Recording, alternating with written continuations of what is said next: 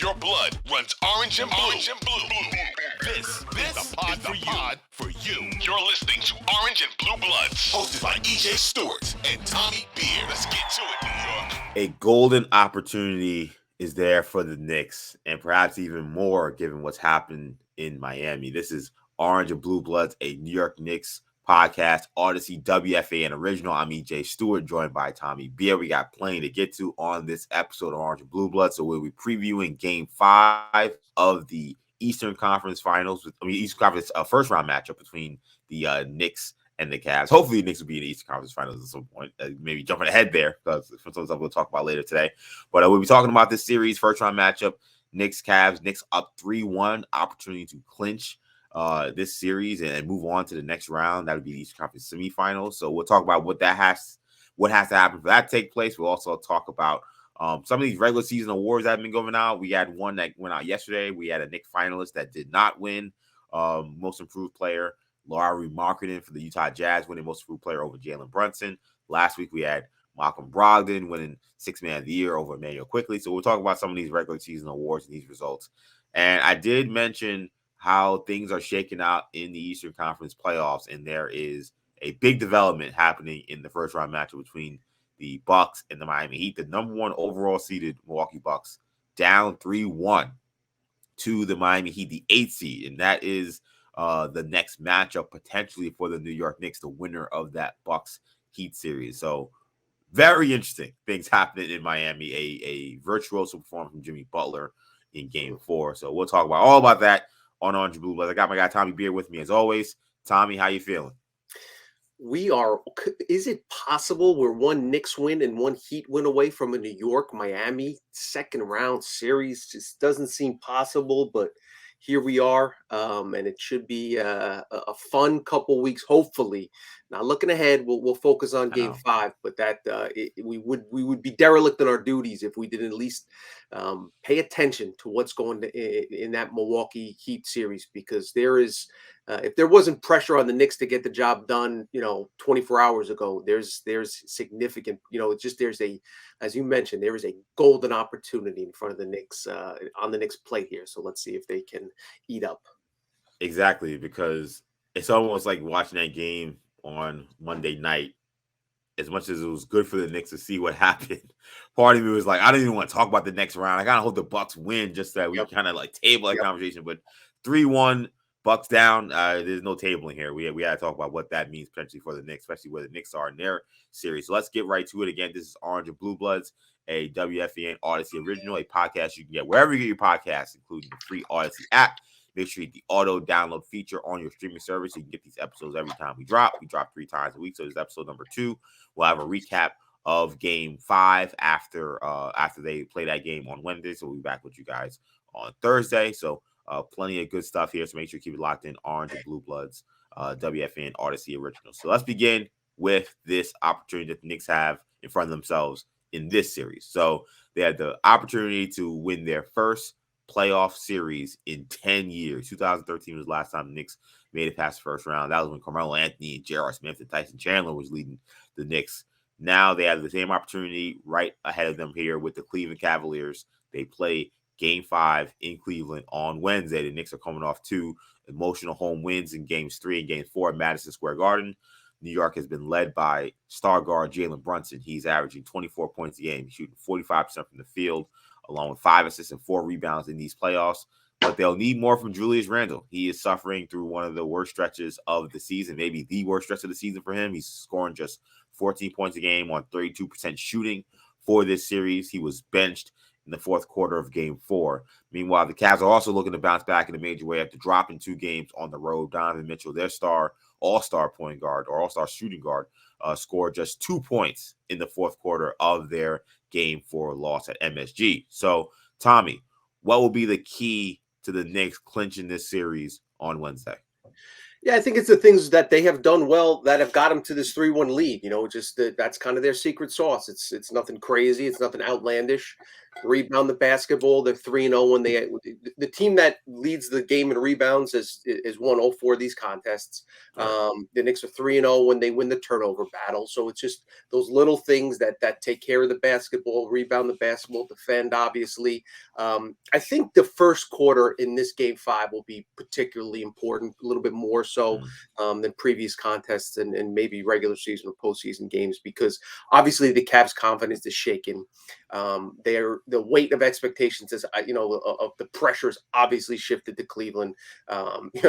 There's win or go home games, do or die games, must win games.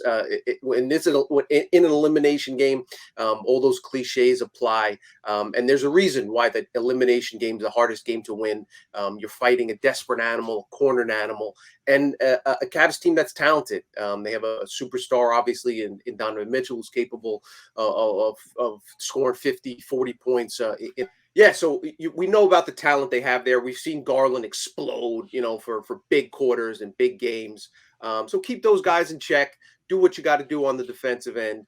And again, it's not complicated. You have keep the game close. Obviously Knick fans would prefer a blowout, but you have the ultimate closer in Jalen Brunson, who's proven what he can do. He's been the best player in the series. And obviously the X factors. What do we get from Julius Randle? How does he perform?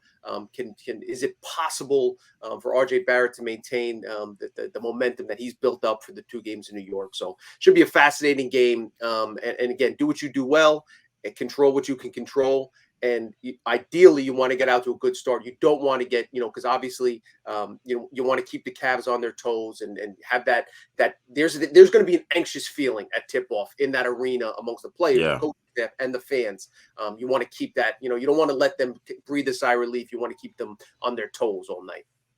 Yeah, I mean, you mentioned that anxious feeling. I mean, again, kind of just seeing the other side going on, what's happening in Cleveland and some of the reaction. I mean, they are right now stunned, kind of what's happening. So I do agree. I think the first quarter will be important. If Knicks can weather a big storm in the first quarter, if they can even get out to a lead in the first quarter, that could really take the crowd out of it very quickly, and that could end up shaping how the rest of that game goes. I think one of the keys for the Knicks for me will be to find help for Jalen Brunson. I think that in a lot of these games, the Knicks have really not played a full, complete game offensively yet, still, despite being up 3-1. It was Hart and RJ in game 4. It was RJ in game 3. Game 1, it was Randall and Hart. But they haven't gotten, 4 or 5 guys really in the mix to kind of complement Jalen Brunson's offense. It's kind of been a mixed bag of guys. And I think that it's going to be important that the Knicks get some of these guys going. I know Jalen Brunson is going to play relatively well. That's just kind of who he's been.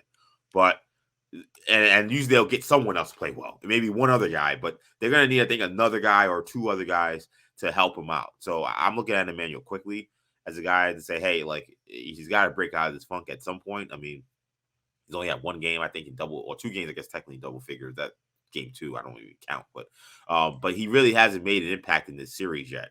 So you would think with the Cavs maybe readjusting their defenses to how RJ is playing, maybe that opens things up for Emmanuel quickly more. I mean, he's got to get going at some point. And, we can talk about Julius Randle. I mean, he has struggled mightily in this series. I said on podcast we recorded yesterday that I don't see him as a playoff player just because that's what I've now seen 9 games in.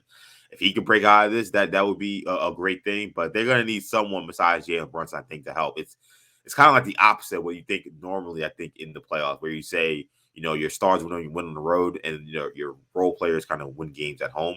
I think for the Knicks, if they're going to win this game, it actually may be the opposite. I think you can kind of expect to get a pretty good game from your star and Jalen Brunson, but you need these other guys to give them something. If he doesn't get anything from those guys, then the Knicks will not win this game because the Cavs are going to be playing with desperation.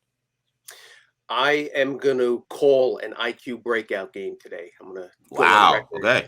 Yeah. Again, we're recording Tuesday, so it'll be Wednesday. But I think IQ's due. He hasn't taken a lot of shots. He's 2 of 3 from the 3-point arc in the previous contest. So it seems like he's kind of trending in the right direction. I think he'll get. They haven't released the injury report yet. It sounds like Grimes. I would assume he'll be listed as questionable. But we still got some time there. We'll see if we get any update from Tibbs after shoot around on Tuesday. or after Tuesday's practice. So we'll see how that goes. I would probably expect him not to play. They obviously won game 4. There's no need to. It doesn't seem like there's any need to rush him back. They need him healthy if they're going to make a long run. So probably err on the side of caution. If he doesn't play Wednesday, then maybe bring him back Friday at the Garden. But as you mentioned. There's a lot of uncertainty there. I'd like to see McBride get a few minutes. We've talked about that. Can Obi continue to play well in spot minutes? But yeah, I think IQ's due. He's just too talented of a player. He struggled through the first 4 games. We have an 80+ game sample size this season. He's been his 3rd best player, and has really been defensively he's done his job, done exactly what you've asked. So it's certainly not like he's had no impact. But offensively, again, he's just too talented of an offensive contributor. We know he can knock down threes, get into the lane. I'd like to see him drive a little bit, maybe get to the free throw line, see the ball go through the basket a couple times, and then get in the paint. Use that floater that he's worked so well, that little midi turnaround that he's perfected this season. Find ways. I think the Knicks should make a focus of getting him involved as well. I think IQ is due for a big game, and I think he, has one of those big IQ off the bench games on Wednesday. Knicks could definitely use it. I think that of all the players, I feel like Quickly, now after playing 4 games, I feel like Quickly has been the one that has been most disrupted by the Cavs' length. I think that seeing Caris LeVert on him on ball, seeing Allen and Mobley kind of hovering around the paint, I think that of all the players, he's been the guy most affected by it, not being able to crack the code yet. It's 4 games in now, so if it's not gonna happen now, it ain't gonna happen in the series. So they could use a big game from IQ. Real quickly, I did want to talk about Donovan Mitchell as well, because he has struggled a little bit, especially in the last few games, especially game 4. Are you expecting a big bounce back from Mitchell? We know there's a lot of pressure on him. Now the conversation going, hey, is this going to be another playoff, ouster where you get dominated by Jalen Brunson? What do you expect from Donovan Mitchell coming into game 5? Yeah, I expect a big game from Mitchell. Again, you talk about talent, offensive skill sets. This guy has it all. A lot of those shots in and out. A game of inches. Make or miss league. If Mitchell hits one of those threes, that would have cut the lead to 1 in the 4th quarter. There was a couple of opportunities where he had some shots that if he had hit, would stem the either Knicks momentum or get continue when the Cavs were on that roll in game 3. We saw in game 1, 38 points on an efficient shooting. He kind of passed the baton to Garland in game 2 when they got their win. I think Mitchell is comfortable, being a guy that takes 30 shots in a big game, make or miss. He's putting the work. He's earned the opportunity, and he's going to be blamed if they win, if they lose anyway. So you might as well go down, fighting. So I expect him to get a ton of shots up, and when you get a scorer like that and giving him a high volume number of shots. I expect a lot of those shots to go in. So is that necessarily great for the Cavs? Again, we saw in game 2 where they're most the one game they won is the game. I think he had 13 assists. I think right. I think he had 17 points, but 13 assists in that game. So when he really dished the ball, but again, I think he's going to go down and especially early, set the turn early, come out firing. Knicks need to make him work on the defensive end. But to answer your question directly, I expect Mitchell to put up some big numbers in game 5.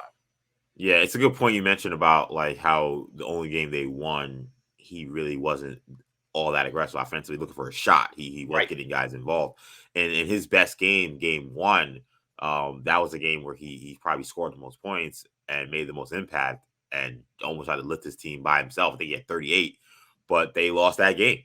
And he took, I think, 29 shots in that game as well. So, that's the thing about the Cavs. That's the one thing that is tough. It's tough for any team when you're down 3-1. Like, it's kind of hard to find like a recipe for like what is our path to beating the Knicks. I think game 2 feels so much like an outlier because the Knicks were just out of it so badly in the second quarter. Where, the only thing you take away from that is like, well, Garland got really hot. and the Knicks turned the ball over 1,000,000 times. I guess if you're Cleveland, you say, look, we can try to maybe be more aggressive on our double teams, which has been their plan. But, it's a little different at home. You got a little more juice, a little more energy, a little more fire under the legs. Maybe you get a little more active, start to cause some more of those turnovers, get out in open court. But when you don't have a clear roadmap to how exactly you find a win in a series, I think it's difficult to get over that hump, which is why a lot of these teams don't come back from 3-1. They don't even win a game down 3-1. A lot of these times, these series just end in 5 games because you don't have a way to say, okay, this is what we need to do to beat this team. You don't have much evidence. And I think this particular team has a very weird game to look at and say, well, that game, I don't know if we're going to see that Knicks team again. So it does make it a little tough for them. So I don't know. I don't know if Mitchell, I think he'll play well. I think he'll score a lot. I just don't know if that means that they win per se. I think a lot of it will have more to do probably with their defense than it will be even how much he scores. If the Knicks are able to win this game and they are able to beat the Cavs in 5 games, which is on the table because this is the situation they're in, like, what would that say to you about where the Knicks are at this point? I mean, this was a series that anyone outside of New York was not favoring the Knicks. There were people picking them, but it wasn't a lot. A lot of people said the Cavs had too much talent, too much star power for the Knicks to handle them. If the Knicks flip this around and win this in 5 games, what would that mean for the Knicks season and just kind of where they are in their quest to build a champion? It's a major statement. I mean, look, it's one thing to beat a team. Maybe Mitchell injures an ankle and you somehow escape in 7 games or something like that. Going into the series, you get a couple bounces to go the right way, and you struggle some games, play well in some games, but you eventually, that in and of itself is a credit to the team, and obviously a gold stamp on the trajectory of the franchise.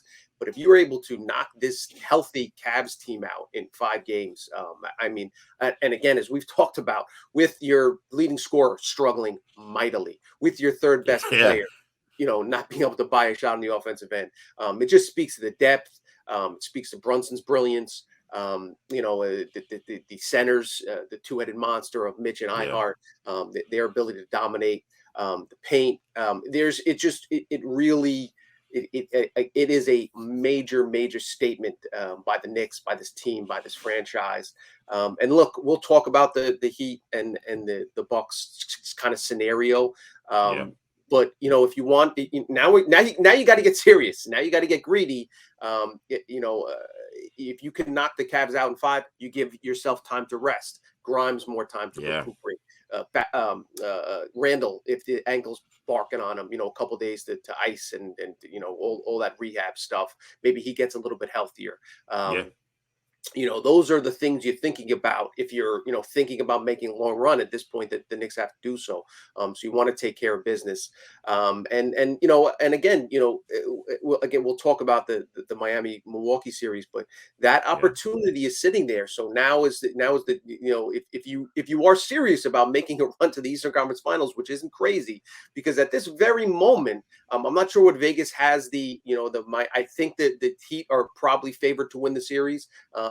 Like minus 150 or something along those lines, but slight favorites. Obviously, with the 3-1 lead, no one's counting out the Bucks. But the Knicks are now favored. If both teams, Miami and both favorites advance, now both series favorites, Miami and the Knicks. Not only will the Knicks, show that they could beat the Miami in the regular season, they'd have home court advantage.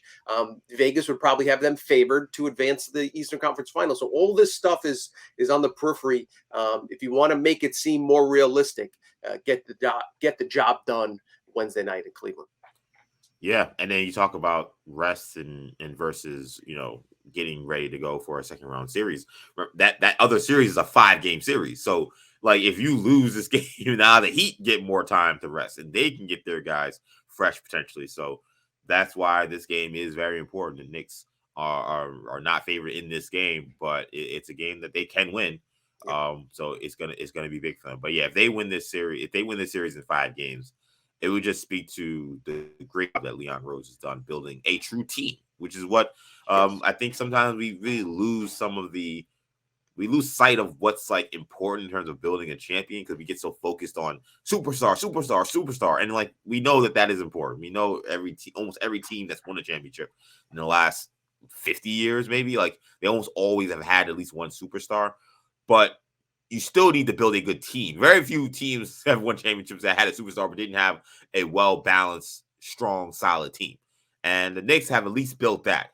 I'm not saying I don't know if they have a superstar given how Brunson is playing. Right. I'm not gonna say they don't. I Right. can't say that anymore. I'm gonna say I don't know. I don't know if they have a superstar, but I know they've built a strong team. And that is half the battle. So it feels like the superstar thing is not that far away. So if they beat the Cavs, that would really speak a lot to the job of Leon Rose has done in building a true team. So Knicks Cavs is a 7 p.m. start. Interesting, weird note about the programming. You can watch on MSG as you always would, but also it's on NBA TV, not on TNT, not on a national cable channel, so to speak. I guess MSG technically is, but you're not going to get it on ESPN, not getting on TNT. So if you're looking to watch it from a national perspective, you're not going to find it on those channels. You got to go to NBA TV. If you don't have NBA TV outside of New York City, you might be a little screwed. I don't know. Which is a bad job for the NBA not to have this game on one of the either TNT or ESPN like that. They kind of the way they put this is weird because there's 4 games on that night. I don't know how they messed this up, and then you kind of technically have like 3 Eastern teams because the Grizzlies are one of the teams that are playing at home, so they had to move the Bucks all the way up to 9:30, so they have an 8:30 local start, which seems ridiculous for them. And the Grizzlies, they have a 6:30 start, so they also got screwed too. So somehow they had 3 teams that are in the Eastern and Central time zone. Well, actually, 3 teams in the Eastern Central time zone, and it all kind of screwed everything up. But yeah, the NBA did not do a good job with this, and which is what I've been complaining about really since this playoff started. Is how they're putting these games together. Some of the long layoffs, none of it has made much sense. And now I think arguably the series that's been most compelling, maybe with the exception of the Kings Warriors series, is going to be played on NBA TV because you got to get LeBron on national TV, and you have 3 teams playing that are all in the same time zone, essentially. So that kind of screwed them up. But if you're going to watch this game, Knicks Cavs Game 5, MSG or NBA TV to check it out. So we will talk about the development happening in that Bucks Heat series in a second. But I do want to quickly, because we didn't mention it last week, and we had more fallout from the awards given out on Monday. So I want to mention it real quick. Jalen Brunson, he came in a distant 3rd place for NBA Most Improved Player. He was one of the finalists, but he did not finish higher than 3rd in that running. It was Lauri Markkanen of Utah Jazz, who was announced as the winner on Monday night. He won that award going away. That comes just days after Malcolm Brogdon beat out Emmanuel Quickley for the NBA 6th Man of the Year award. Quickley was at one point seen as the favorite to take home that trophy. So I'll start with the Brunson thing because that's the most recent thing. Are you surprised by how far the voting was? He got only 4 first place votes when it came to the most improved player. Yeah, I was. I wasn't surprised that he lost, but I was surprised that it was as lopsided as it was. You know, there's a great case to be made for Markkanen. I think the argument against Brunson, you know, if you listen to some folks, is he was so good the second half of last season. You know, from December when Luka went down to the end of the regular season, and then obviously stepped his game up to another level in the postseason, which we've talked about. So I think that, you know, his expectations were ramped up. So while he exceeded the expectations and improved year to year in terms statistically, I think a lot of folks obviously weren't expecting him to play as well as he did, which is why he was one of the finalists for the award. But for Markkanen, who was kind of jumping around from team to team, hadn't really established an identity, to go to Utah and really play at the level that he did, I think it does make sense in that respect.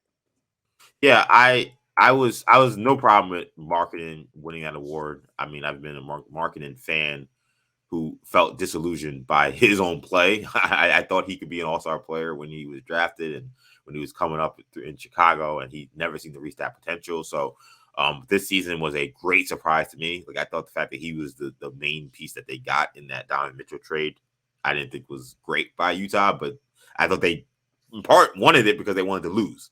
I think he kind of ruined some. I think he ruined some of their plans by being an All NBA caliber player. So, shout out to Lauri Markkanen. He had a great season, so he definitely deserved to win.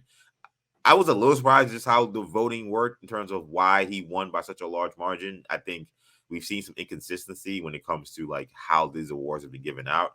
I mean, it was our own producer, Jimmy Jackson here, who made a great point about how last year, Ja Morant, who was a guy who was already an established star, won, and he was saying, "Hey, I'm gonna give the award to Desmond Bain because he's really more of the spirit of the award than me being an all-star winning this award." And then we see other years where they do kind of lean on the guy who nobody really expected to do much to say, "Okay, now this guy deserves this award," and maybe a guy who's more of a role player, things like that. It does seem a little inconsistency. I think that is something to be fair, to be spoken about. So if you're an OKC fan saying, "Hey, Shea Gilgeous-Alexander, he should fit right into that John Morant mold." I mean, he went from being a star player into a superstar player, averaging 30 points a game. Like, why did he get more votes? And if you're a Knicks fan saying, "Hey, why is Jalen Brunson and how he played in just part of last season mean that he essentially was disqualified from winning the award this season when you're supposed to look at his overall totality of his season last season compared to what he's done for a totality of this season?" Also, it's a regular season award, so how does playoff performance from last year incorporating this? So this is the one award. Honestly, I think this award may have kind of more weird kind of both this and the six man I've learned now has kind of weird non-rules that kind of allow people to kind of vote however they want. So Marketing winning was fine because he was very deserving. I was a little surprised as how wide it was. Maybe not so much Brunson. I thought Shea would give him a little bit more of a run than what he got. But congrats to Larry Marketing for winning the award. And then on the sixth man of the year, that's another one where I feel like again the sixth man award thing was weird because there was a time where IQ after the Boston game where he goes off. He was seen, all right, this guy, he's probably locked up the sixth man of the year. He's the favorite. And then it just seemed like there had been, I don't like to use the word agenda, but it just felt like there had been an agenda created by national media members to explain why IQ should not win. It was, look at Brunson, as you look at it, Brogdon's kind of traditional stats, points per game and all that stuff being a little better. Look at, the fact that Brogdon, didn't start this season and IQ started all these games, which was weird because there have been guys who have started 30 games in a season that have won sixth man of the year. It just seemed like there was all these excuses being made for why it couldn't be Emmanuel Quickley. And it was almost like there was a momentum that then shifted back to Brogdon by the last week or so being the favorite to win. And that's unfortunate, man, because Emmanuel Quickley has been so good on both ends of the court. He's been such a net positive on both ends of the floor. And to me, when I think of sixth man, I think of a guy who comes into the game and changes the course of the game. Like the game gets flipped by his presence on the floor. That's a true sixth man to me. This is a guy who could be a starter. So when I look at the net rating being one of the main stats that I look at it, I say Brogdon, when the Celtics, he's out there, the Celtics are the same team, essentially. They're essentially the same team when Brogdon is out there than when Quickley's out there. And that's crazy because Quickley sometimes is coming in for Jalen Brunson. Let's think about that. Brogdon's coming in for Marcus Smart, Emmanuel Quickley's coming in for Jalen Brunson, and that's the net value he's putting up. I just didn't get how he got disrespected, in my opinion, with how they gave out that award and some of these narratives that came out in the last week about why he shouldn't have won it. I think a lot of folks, the one thing the NBA needs to do, they need to do a better job of allowing advanced statistics to be more prevalent in their presentation. I think, a lot of people will complain about baseball, but I think it's one of the things baseball does do well, that they are pushing it. So it allows fans to, okay, maybe you don't get why batting average isn't as important, but they're trying to explain it to you. I just feel like there are a lot of stats that clearly showed Emmanuel Quickley was the most impactful sixth man, but it's not accessible to everybody. So not everybody knows what you're talking about, or not, a lot of people don't know what these things like net rating mean, or the defensive win shares mean, or what any of those things mean. So they're like, I don't know that. I know that Brogdon averaged more points, so he should win. So that was unfortunate for Emmanuel Quickley. I hope at some point the NBA does a better job of incorporating those stats in their presentations of games on their website so that people can have a better picture of these things. So they are things that teams are using in the NBA to build teams. This is how you become a smarter sports fan. Totally agree. And you have a lot of fans, a lot of analysts, not only don't incorporate it, but actively push back against any discussion of it. You're a nerd if you look at anything other than your eye test or anything other than points per game. that kind of antiquated line of thinking is becoming a little bit outdated. You're seeing more and more as you get kind of more knowledgeable analysts and younger, fresher blood kind of in the game. Speak to the importance of it. And again, you're not completely disregarding the eye test. You're not, you don't pretend, you still watch the game. You just have this other information that informs your point of view and gives you a little bit more, deeper knowledge, context based, because the biggest NBA fan can't watch, 82 games of Brogdon and 82 games of Quickly and 82 games of Jokic. And, it's just there's not enough time. They play at the same time. As we were talking about before we went on, that some games start at 10:30. It's not feasible. Yes, I totally agree with you on the IQ point. To me, the weirdest argument against IQ, and this seems to really be, I don't want to say the only argument, but the strongest argument against IQ was he started a bunch of games. Like, yeah, but that's what you want in a six-man. If your starter goes down, he has the ability to not only play well off the bench, but to slide into the starting lineup for 5 games at a time, and then go back to the six-man, then start 3 games when the starter sprains an ankle, then start 4 games in a row when he, is non-COVID, whatever the case might be. The ability to kind of shuffle in and out of the starting lineup while still maintaining, as the central focus of that bench unit, is a feather in his cap. And it strengthens his case as opposed to weaken it. So that's the one thing, as far as a narrative, point of view that I really didn't understand, how somehow it was better that Brogdon didn't start a single game. And not only did it not benefit IQ's case, but somehow worked against them. That I didn't get. I think it's all roped into. We talked a little bit about the MIP, the most improved player. We've talked about it during the MVP. There's no set definition, like to this day, what makes a player most valuable? Is it the best player on the best team, or is it the best player? All these things. So while it makes for interesting conversations on sports talk radio and podcasts and First Take, etc., for guys like IQ, it kind of sucks because there's, that you can't point out to why he didn't deserve it, why Embiid, Jokic had better all these other things. So I don't know the answer to that. I don't know if there's, a lot of it's subjective or subjective and all that other stuff. But yeah, in this particular case, I thought IQ got a raw deal. Yeah, I thought he did. And again, thinking about the case for, IQ started so many games. I mean, Lamar Odom won the Sixth Man of the Year award in 2011. He started 35 games that year. And I also think that, I'm not even, for me, I'm not even so frustrated that, he started a lot of games means that shouldn't be a part of the equation. I think that why you start is important. I think if you're a guy who mostly starts or started halfway, they just been yanking you in and out of the starting lineup, that's more of a case to say, okay, that guy a true sixth man, or is he a guy who can start and sometimes he doesn't? IQ only was getting inserted because guys were getting injured. Right. Quentin Grimes was getting injured. Jalen Brunson was getting injured. RJ Barrett got injured. And IQ was always the guy that stepped in, which, again, think about those guys. 3 totally different players. Yep. Small forward, a shooting guard, a point guard. And IQ was able to sub in for all of those guys and excel. And then he'd say, well, his numbers were better as a starter. I'm like, doesn't that show how good he is? I don't get that. So that to me was frustrating too. It was like, well, he starts a lot. It's like, well, he's starting because guys are getting hurt. That is the literal definition of a guy being a sixth man, a guy who comes in and can play like a starter when these things happen. I think that the circumstances should have been considered more if people were upset about the fact that he started so many games. But yeah, I thought it was a raw deal IQ got. But hopefully he'll be able to, at some point, kind of turn this thing around and he can kind of make a statement maybe in these playoffs about why he should have got this award. And maybe it'll be in the Eastern Conference Finals against the Boston Celtics. Maybe, let's see. And that's a great segue, I think, to our next subject, our last segment of today's episode, major developments in these playoffs. They're beginning to take shape, and one has huge implications for the New York Knicks. The number 1 overall seed, Milwaukee Bucks, find themselves on the brink of elimination after losing Game 4 to the Miami Heat on Monday. Giannis Antetokounmpo returned to the lineup after suffering a back injury in Game 1, but was not enough for Milwaukee to hold off a fourth-quarter comeback from the Heat thanks to a 56-point performance from Jimmy Butler. The win put Miami up 3-1 in their series. If the Heat knock the Bucks out of the playoffs, that would be just the 5th time in NBA history that a number 1 seed has been knocked out of the first round by an 8 seed. The Knicks, of course, famously did it in '99, the Nuggets of '94, the first team to ever do it.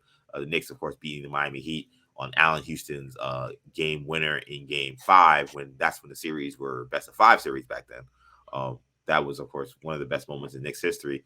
So if the Knicks and the Heat clinched their respective series, they would face each other in the next round, and the Knicks would have home court advantage. So we'll get into the conversation about what this means for the Knicks very shortly. But just quickly, how surprised are you by the Heat's resurgence? Because this is a team we talked about a lot. The Knicks had a lot of big games against them. The Knicks have played really well against them. And I think that they were a team that I know I wrote off. I got the impression that you kind of were also writing them off. So see them here 3-1, like how just surprising is this for you? Stunning. It was the game, the final Knicks Heat game of the regular season. I'm just looking at here, March 22nd. March 29th. Knicks won 101-92. And it was right around the time where the Heat still had a chance to kind of jump up into that 5, 7 seed. Past obviously catch the Knicks, but just as importantly, past the Nets to avoid the play-in. They just didn't show up. They didn't play well that game. They just, there was just not a lot there. And it could be, and it had been the case the entire season, just a massively disappointing season. And that was a game where Randall got hurt and he didn't even play the rest of the game, and they still couldn't find a way to win that one. Yes, and there was other bad losses they had down the stretch all right, now they're going to turn it on. Jimmy Butler says, I'm ready to play now. And they just couldn't, for whatever reason, it was just it was like, all right, we'll flip the switch. And the switch never got flipped until they show up in the first round. And obviously, Giannis not basically playing 11 minutes in the series prior to Game 4. All right, he's back. You assume he's going to be back in Game 4. You read, okay, he's practicing. He'll be back. Bucks will take care of business, and up 14 in the fourth, up 12 with like 6 minutes left. They are obviously in very good position to do so, and an incredible game from Jimmy Butler. 56 points on 28 field goal attempts is just mind-boggling. I will say though, let's not be a prisoner of the moment. I've heard a lot. I saw it on Twitter, and then I think it was Barkley or somebody said on TV, the best performance in Heat franchise history and playoff performance. Like it's a first round game. It's hard to say that. Listen. I've seen D Wade, hit 40 in a finals game. The best LeBron, game for me. How many games he had? LeBron, the game 6 in Boston, 2011. After they had lost the prior year. To me, that's I don't want to say it's my favorite LeBron game of all time. I don't know if it's his best game, but the stakes and the pressure that was on, people forget. They lost the prior year to Dallas, and then if they had lost that next year, I don't know what happens with the way the Heat might have been broken up. The Heat might have been broken. Something crazy would happen. Yeah. Spoelstra maybe gets fired. I don't know what happens, but something happens if they lose that game and LeBron goes for 45, 9, and 11, whatever he had. He just said, like, because the narrative, and it was fair to criticize LeBron up to that point. He couldn't deliver in the big game, like he just hadn't done that, hadn't won a championship yet, etc. He did in that game, and that kind of flipped the script. They came back on Game 7. So 45 points and 15 rebounds in that game. I mean, and just dominant. And that was 19 for 26 shooting. And that was a great Celtics team, with a lot of proven grizzled veterans at home and a raucous, Boston crowd. And again, everyone assumed that LeBron just wasn't never going to be a great player, up until that point, because that was like his stamp. Anyway, back to the case at hand. So not to take anything away from Jimmy Butler, just if you watch it, mind-boggling, like out-of-body experience from Butler. So a ton of credit to those guys. So yes, to answer your question, I am shocked that the Heat are there now. If we look at the bigger picture, it's impossible to overstate how much, as if you're a Knicks fan, you want. I understand there's the history and you're worried about the Heat and they can play. You want Miami to win this series. If you play Miami, you have home court advantage. You have a team that you beat during the regular season, and they're playing without arguably their second best player. Tyler Hero's out with a broken hand. He's going to be out 4 to 6 weeks. He won't be available for the second round series.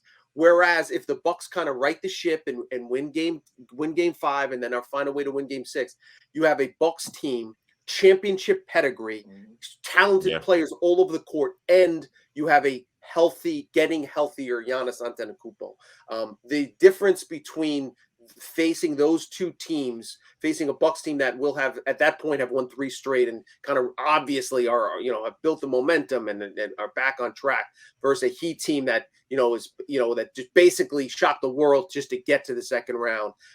It's night and day with versus those two teams from a Knicks perspective. So it's I can't believe that they're on the verge of it.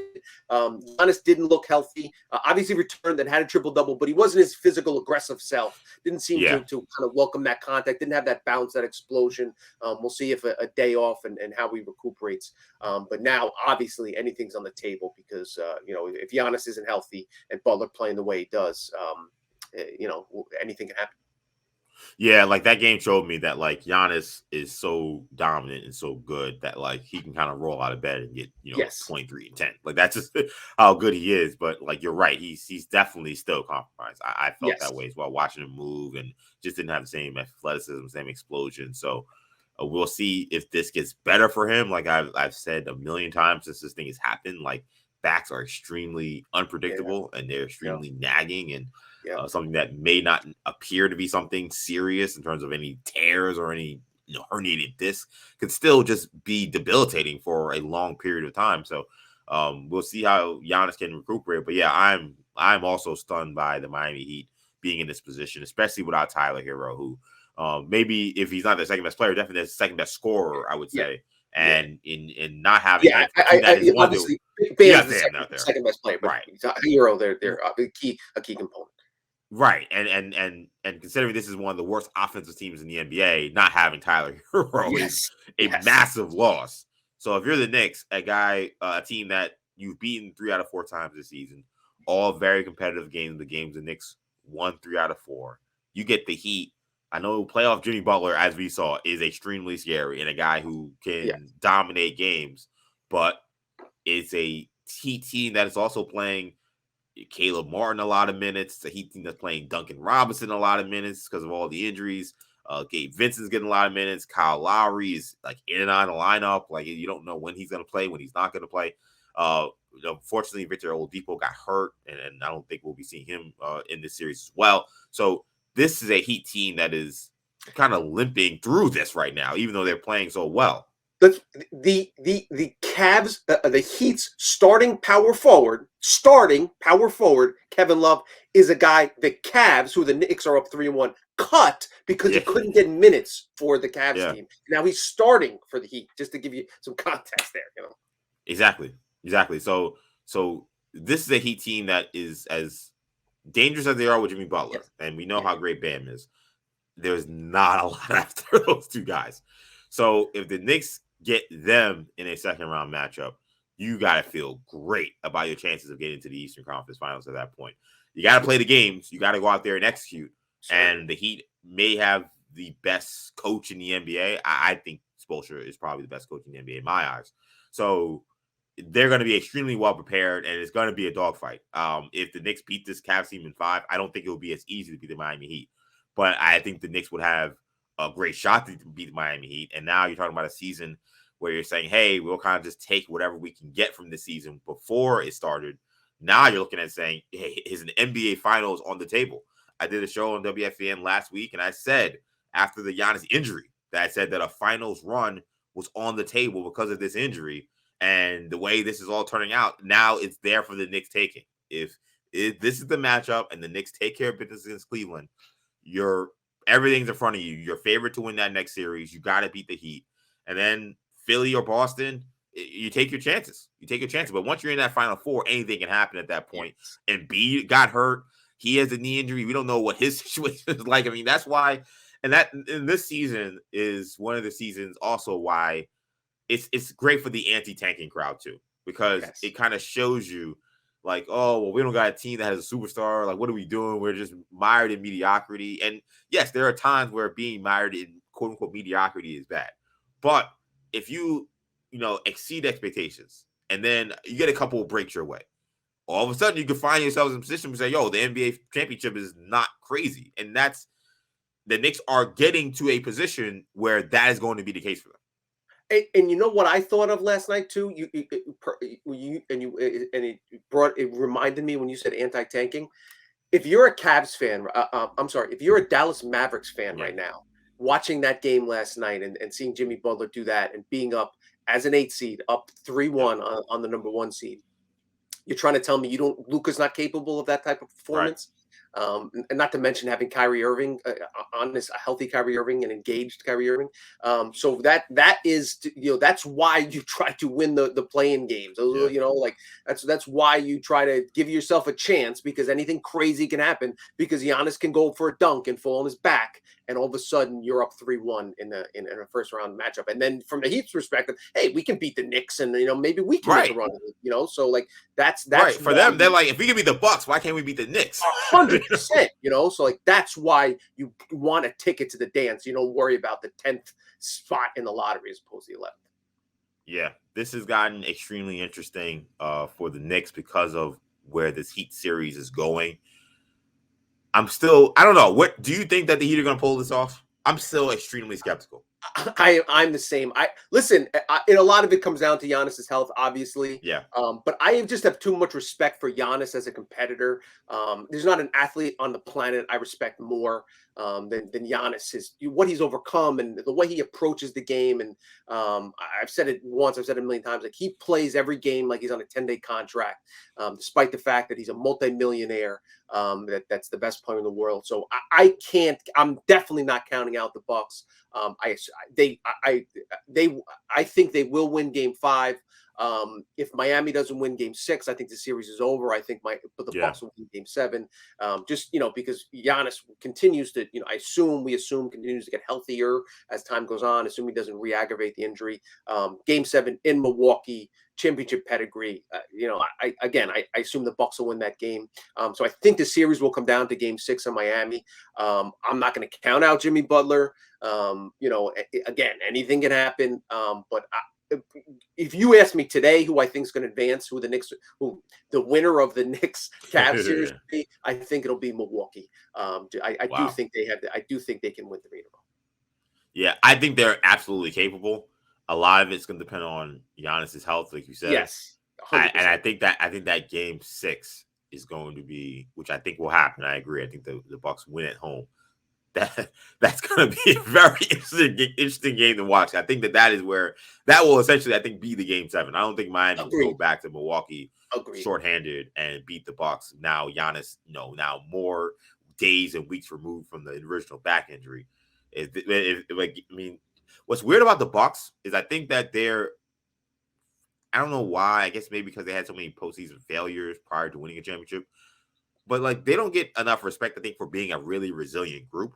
Like, people forget that Hawks series that they won. Like, Giannis missed like big games in that series. Like, they won essentially without him. Yes. Drew Holiday. Like Drew Holiday, Chris Middleton was a killer in that series. Then down 0-2 to Phoenix in the finals. Down 0-2 to Phoenix. Everybody said that series over. Chris Paul's going to get a championship. And then they win 4 in a row. I even think last season, I know they lost that Game 6 where Tatum went crazy against Boston, but they played that whole series without Middleton, and they were in the driver's seat to win. They are an extremely resilient team. So I don't want to completely write them off.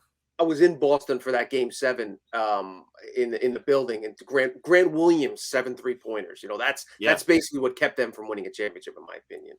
And obviously without Middleton. So without Chris Middleton. I just think, that's why I thought but then again, that's why I thought they'd win Game 4. Like, even if Giannis is 75% of Giannis, Drew Holiday and Brook Lopez, and those guys will do what it takes, because just looking at the rest of that Heat lineup, and Bam didn't even have a monster game, 15 and 8. Like, he played pretty well, but you just don't expect Caleb. You can live with Caleb Martin shooting clutch threes. He just hit him. So again, I expect the Bucks to win Game 5, and I think you're right. It'll come down to Game 6 Miami.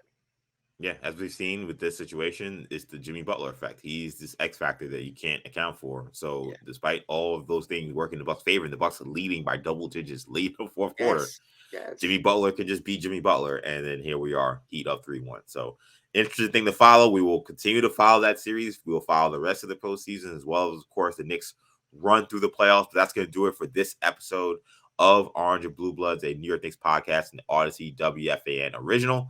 Tommy, let people know where they can find you. At Tommy Beer on Twitter. You can find me, EJ_Stewart on Twitter, Action EJ on Instagram and TikTok. Thank you again so much for checking us out. Of course, you can catch our episodes wherever you get your podcasts, including the free Audacy app. So make sure you hit the auto download feature on your streaming service to get these episodes every time we drop. We drop 3 times a week. We'll have a recap of game 5, of this series between the Knicks and Cavs later this week. So make sure you keep your eyes and ears peeled for that. And also check us out on YouTube. You can catch us on the WFAN channel and the Audacy Sports channel. So thank you guys again so much for checking us out. For Tommy, I'm EJ. Take it easy, guys. Peace. Thanks for watching. If you enjoyed this video, please don't forget to give it a thumbs up and subscribe to our channel for more content like this. If you want to see more of our videos, be sure to check out our playlist and let us know what you think in the comments below. Also, don't forget to follow us on social media to stay up to date on our latest podcast ventures. Links will be in the descriptions. And as always, thanks for watching, and we will see you in our next video.